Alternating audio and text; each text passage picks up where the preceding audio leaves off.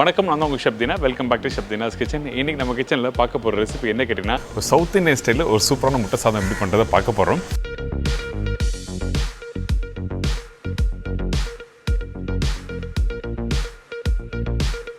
இதோட சிக்கன் 65. இந்த சிக்கன் 65 வீட்டில் பண்ணும்போது நிறைய பேருக்கு என்ன பிடிக்கும், அதே டைமில் மசாலா சரியாக கோட்டிங் ஆகாது.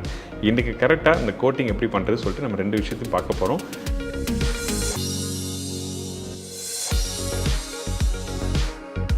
முட்டை சாதத்துக்கு தேவையான பொருட்கள்: முட்டை 4 நம்பர், பாஸ்மதி ரைஸ் 100 கிராம், பெரிய சைஸ் வெங்காயம் 1, மீடியம் சைஸ் தக்காளி 2 நம்பர், இஞ்சி பூண்டு பேஸ்ட் 1 டீஸ்பூன், காய்ந்த மிளகாய் 2 நம்பர், கரம் மசாலா சிறிதளவு, மஞ்சத்தூள் சிறிதளவு, சில்லி பவுடர் 1/2 டேபிள் ஸ்பூன், தனியா பவுடர் 1/2 டேபிள் ஸ்பூன், கருவேப்பிலை தேவையான அளவு, கொத்தமல்லி தேவையான அளவு, கடுகு 1/4 டீஸ்பூன், உப்பு தேவைக்கேற்ற, எண்ணெய் 3 டேபிள் ஸ்பூன், நெய் 1/2 டீஸ்பூன், மிளகு பவுடர் 3/4 டீஸ்பூன். இதாங்க இந்த ப்ரிப்பரேஷன் தேவையான பொருட்கள். முட்டை சாதம் சொன்னால் எல்லோரும் வீட்டில் ஈஸியாக பண்ணுற ப்ரிப்பரேஷன். ஏன்னு கேட்டிங்கன்னா, இந்த டிஷ்ஷுக்காக இன்னும் ஒரு கிரேவி பண்ண வேண்டியதில்லை. அதனால் எல்லோரும் ஈஸியாக சட்டுன்னு பண்ணணுன்னு முட்டை சாதம் இந்த ப்ரிப்பரேஷன் பிரேக்ஃபாஸ்ட்லையும் சாப்பிட்லாம், லஞ்சில் சாப்பிட்லாம், டின்னர்லையும் சாப்பிட்லாம். இந்த ப்ரிப்பரேஷன் எப்படி நல்ல ஒரு ஜூஸியான ஒரு முட்டை சாதம் பண்ணுறது தான் இன்றைக்கி நம்ம பார்க்க போகிறோம். ஃபஸ்ட்டு நம்ம என்ன பண்ணுறோன்னா, நம்மக்கிட்ட இருக்க இந்த 4 முட்டை நல்லா உடச்சி நல்லா பீட் பண்ணுங்கள். எந்தளவுக்கு நல்லா பீட் பண்ணுறீங்களோ அந்தளவுக்கு முட்டை நல்லா ஃப்ளஃபியாக வரும். அதனால தான் நல்லா பீட் பண்ண சொல்கிறேன்.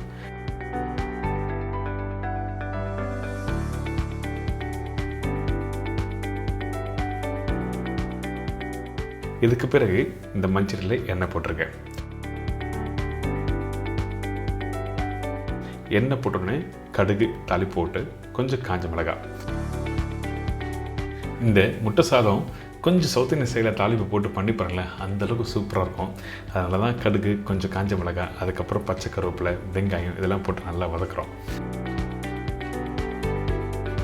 இந்த வெங்காயம் குக் பண்ணுற டைமிங் என்ன கேட்டிங்கன்னா, டைமிங்கோட கரெக்டாக பர்சன்டேஜ் சொல்கிறேன். ஒரு 50 to 60% அளவுக்கு வதங்கினா மட்டும் போதும். லைட்டாக ப்ரௌன் கலர் மாறும். அந்த டைமில் அரைச்சி வச்சுருக்க இஞ்சி பூண்டு பேஸ்ட்டு போடுங்க. இஞ்சி பூண்டு பேஸ்ட்டு போட்ட பிறகு ஜஸ்ட் லைட்டாக சாத்தே பண்ணணும். ரொம்ப நேரம் குக் பண்ண வேண்டிய அவசியம் இல்லை. அதுக்கப்புறம் கட் பண்ணி வச்சுருக்க தக்காளி.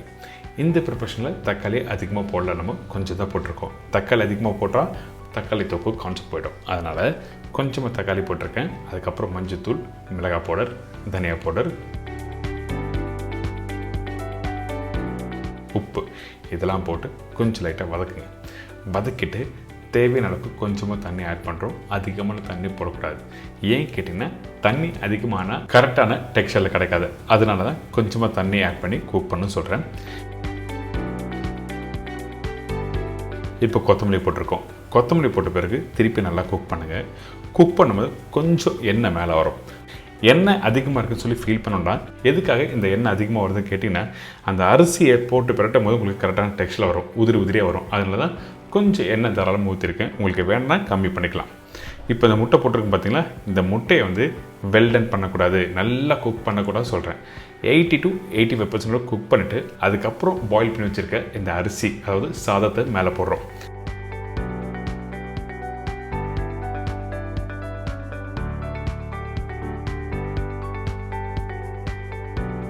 இப்போது இந்த சாப்பாடு அதுக்கப்புறம் இந்த முட்டை சாதமும் ஒன்றும் பாதியும் நல்லா மிக்ஸ் பண்ணுங்கள்.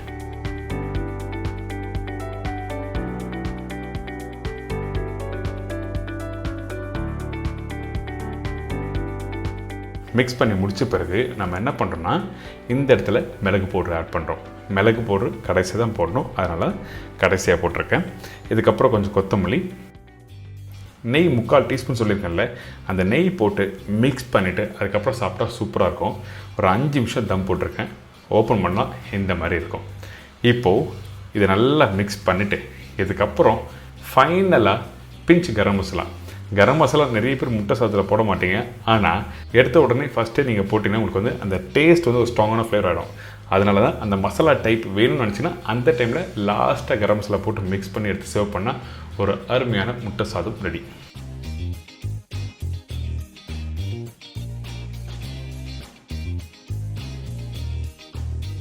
இப்போ நம்ம என்ன பண்ண போகிறோம்னா சிக்கன் 65 தேவையான பொருட்கள் பார்க்க போகிறோம். சிக்கன் 1 கிலோ, முட்டை 1.5 நம்பர், கடலை மாவு 3 டேபிள் ஸ்பூன், அரிசி மாவு 1.5 table spoon, chilli powder 2 table spoon, தனியா பவுடர் 1.5 டேபிள் ஸ்பூன், மஞ்சத்தூள் 1/4 டீஸ்பூன், இஞ்சி பூண்டு பேஸ்ட் 2 டேபிள் ஸ்பூன், கருவேப்பிலை தேவையான அளவு, கொத்தமல்லி 1/4 கைப்பிடி, லெமன் 2 நம்பர், உப்பு தேவைக்கேற்ற, ஆயில் ஃப்ரை பண்ணுறதுக்கு தேவையான அளவு. இதாங்க இந்த சிக்கன் 65 தேவையான பொருட்கள். இந்த சிக்கன் 65 பண்ணுறதுக்கு நம்ம என்ன பண்ணுவோம், ரெகுலராக சிக்கனை கட் பண்ணி வாஷ் பண்ணி மசாலா போட்டு அப்படியே ஃப்ரை பண்ணுவோம். இன்னொரு சின்ன டிப்ஸ் சொல்கிறேன். இந்த சிக்கனில் ஃபஸ்ட்டு எடுத்தோடனே நல்லா வாஷ் பண்ணிட்டு கொஞ்சமாக சால்ட்டு போடுங்க. அதாவது 1/4 மடங்கு சால்ட்டு போட்டு நல்லா மிக்ஸ் பண்ணிவிட்டு ஒரு 1 ஹவர் ரெஸ்ட் விட்டுருங்க. இந்த மாதிரி 1 ஹவர் ரெஸ்ட் விட்டிங்கன்னா அப்போ என்ன ஆகுன்னா அந்த சிக்கனில் சீசனிங் நல்லா இறங்கும். அதாவது நீங்கள் ஃப்ரை பண்ணி முடித்த பிறகு பார்த்தீங்கன்னா ஒரு ஜூஸியாக இருக்கும், நல்லா டெண்டராக இருக்கும். அதனால தான் ஃபஸ்ட்டு சால்ட்டு போட்டு கரெக்டாக ஒரு 1 ஹவர் ரெஸ்ட் விட்டுருங்க. அதுக்கு பிறகு சில்லி பவுடர். இந்த சில்லி பவுடர் யூஸ் பண்ணும்போது காஷ்மீர் சில்லி பவுடர் யூஸ் பண்ணுங்கள். மஞ்சத்தூள், தனியா பவுடர், இது எல்லாமே நம்ம போட்டு மேரினேட் பண்ண போகிறோம். உப்பு ஆல்ரெடி போட்டிருக்கோம், பட் இருந்தாலும் இந்த இடத்துல யூஸ் பண்ணும்போது கொஞ்சம் செக் பண்ணி யூஸ் பண்ணுங்கள். கொத்தமல்லி, கருவேப்பிலை,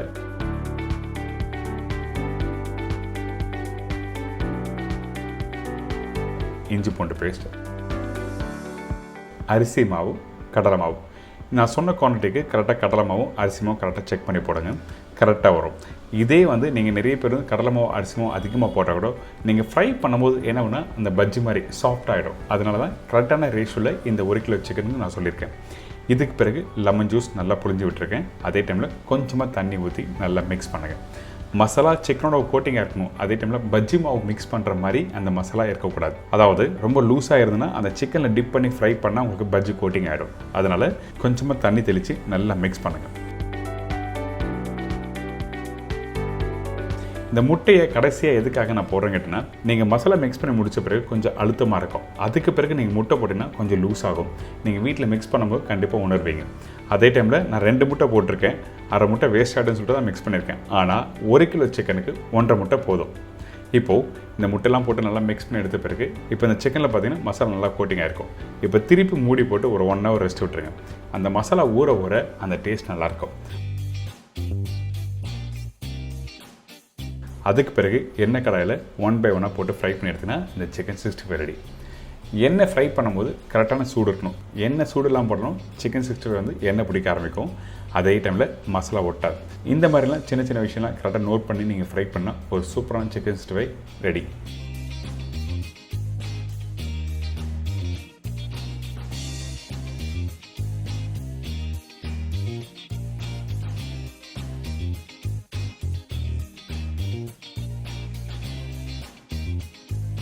இந்த காம்போவில் ட்ரை பண்ணி பாருங்களேன். வீட்டில் இருக்க மக்கள் நல்லா விரும்பி சாப்பிடுவாங்க. இதே மாதிரி நாளைக்கு இன்னொரு சூப்பர் ரெசிபி சந்திக்கிறேன். நன்றி, வணக்கம், see you, bye bye, take care.